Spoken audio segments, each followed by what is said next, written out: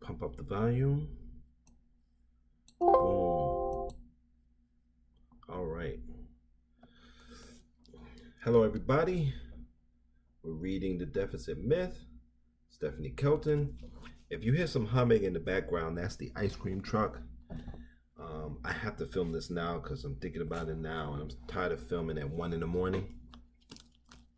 So, yeah, the ice cream truck in New York City, it means it's summertime, and you can get $7 ice cream cones for your child. I'm telling you, it's hardcore in New York City. And I know they're price gouging. The president knows they're price gouging. The mayor knows they're price gouging. Nobody will stop the price gouging. On the flip side, no one's stopping people from stealing either. So, I think if you steal under 1,000, it's a misdemeanor. And people are complaining because they're saying, well, people are stealing little things for, $100 here, $100 there, and they're letting them go, but they're still processing them. If I'm understanding. And when you have a criminal record, even if it's misdemeanors, that you have a record. So all that's really gonna do is keep them in position where they can't function, unless they can do gig work, because I think they still can do gig work, or we get the universal basic income finally. Let's continue reading.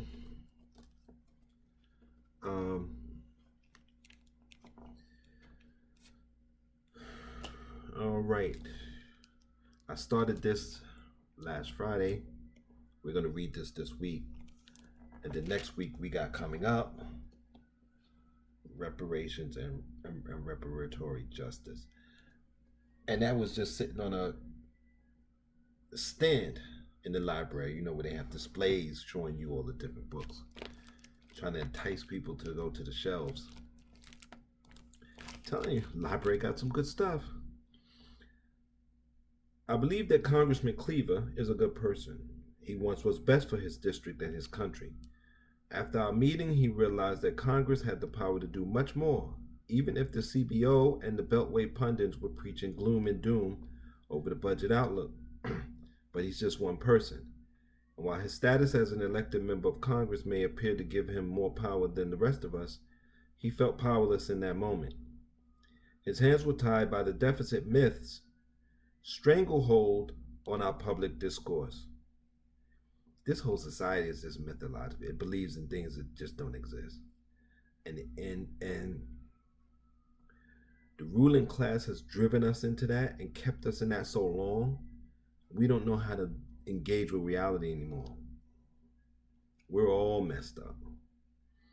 His hands were tied. Okay, for that to change, the public's understanding of the economy has to change. No member of Congress is going to bring about that change. We are. It's like my former boss Bernie Sanders always says, change never comes from the top down. It always comes from the bottom up.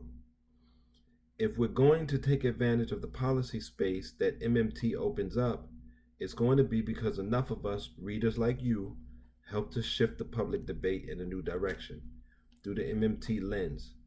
We can see an alternative and more hopeful set of policies. It's our future, it's our economy, and it's our monetary system. We can make it work for us. All true. The problem is, like I said, you've driven people into a state of mind that they think what's real is fake and what's fake is real. And I'm talking about simple concepts like justice, empathy. You have people who really think they're good people, and they are dirtbags. But you can't explain to them why, because they're doing what the ruling class told them good people do, right? Instead of looking at the concepts for what they are, reality. And so you've driven them into that. So now they're not interested in any of this. They're just interested in fantasy.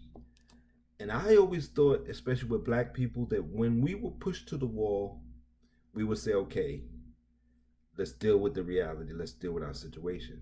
But I found out in 2020, far too late, um, that black people would rather die than deal with reality. And they're dying all the time. Um, it was a big mistake I made. I don't make a lot, but that was a doozy. And I started to know before 2020 happened, but I just, damn, when 2020 came and just really forced reality into black folks' face, they said no. And so now we're dying because you can't have human beings. If you're trying to function in a highly sophisticated society, you can't have human beings in bubbles anymore. Those days are over. Had a nice run. Fantasy, you had a nice run. 50 years without no alternatives, no fight back, no nothing. Everybody's just in bubbles. And reality said, listen, y'all are destroying the planet in your bubble heads. So we're getting ready to, reality, the planet is saying enough's enough.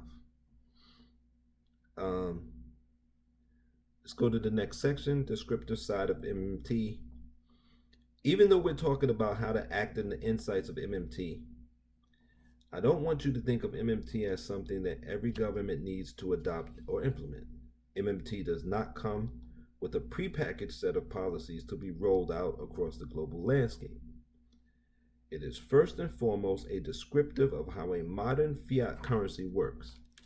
With an improved understanding of the monetary system comes the ability to distinguish artificial barriers from legitimate constraints. The descriptive side of MMT is about helping us break free of the myths and the misunderstandings that have been holding us back. Getting an accurate picture of how the monetary system works is a necessary first step toward building an economy that works for all people. Reaching that better world will require moving beyond the descriptive side of MMT to its perspective, policy-making side. That necessarily means asking the role we want our public institutions, for example, Congress and the Federal Reserve, to play in supporting a policy agenda that advances our collective interest. I don't think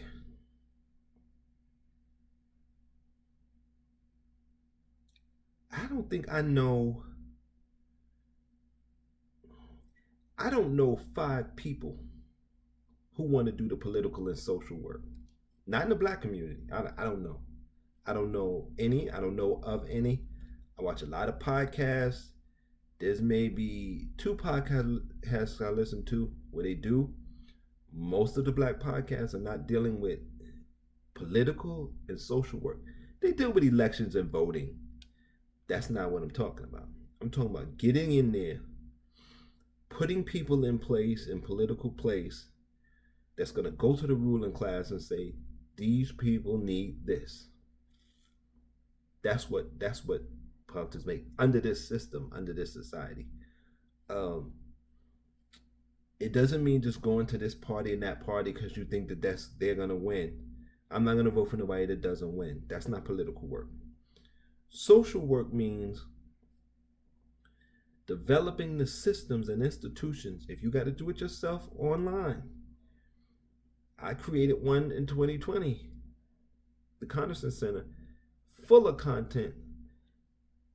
It's actually a school, and it actually produces scripts for people. I created it. I had content, so now I publish scripts. I publish periodical. I publish song lyrics, and these classes for what I'm calling a school. And I have over 500 videos, and I don't know how many pages of notes. It has to be at least 2 to 300 pages of notes on different books, different topics, right? So that's the social work. And most people don't want to do the social work. Most people don't want to do the political work. They want to wait for the Democrats and Republicans to give them somebody to vote for, and they want to send their child to public school, and they want to get certificates from these institutions. And when they go to cash them in, it means nothing. This is the world we're living in. Okay. The descriptive aspect is like a doctor's diagnostic toolkit. Before medical interns can prescribe a course of treatment to an ailing patient, they must first establish a working knowledge of how the body functions. That means learning about the circulatory system, the digestive system, the nervous system, and so on. Only after interns have demonstrated competence in their understanding of how the human body works do we allow them to become doctors and write prescriptions for patients. The problem we have today is that economic policy is often prescribed by people who, despite holding advanced degrees in economics, possess no real understanding of how our monetary system works. So all these economists that you see on these shows, useless. Like I said, economics is not a science. It's not a natural science. Economics is a social construct. So an economist is not even like a sociologist. At least sociologist studies people and how they function and then makes assessments. And people are real and interactions are real. Economics is it's something you study. You can make a lot of money doing it, but it's all make-believe.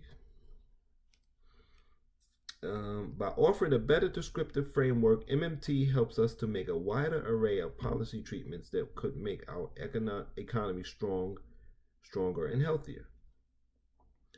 An MMT view of the monetary system changes the way we think about what it means for currency issuing nations to live within their means. It asks us to think in terms of real resource constraints, inflation, rather than perceived financial constraints. There's no resource. There's no shortage of resources. There's no shortage of food, even though it's 8 billion people. There's enough to feed everyone. Between what we can grow naturally and what we can grow technologically. So remember, you have vertical farms now where you can use hydroponics, right? You have pads that can substitute for soil. I don't know how good the stuff out of it. Well, actually, I'm pretty sure we're eating the stuff from other places like that. So, it may be why some of the fruits and vegetables, and I don't know this for sure, but it may be why they go bad quicker. Nothing's going to be better than coming from the earth. But even farming in the United States, we grow a lot of food in the United States, and we waste a lot of it while people go hungry. I mean, tens of tons of food, fruits and vegetables, and people go hungry.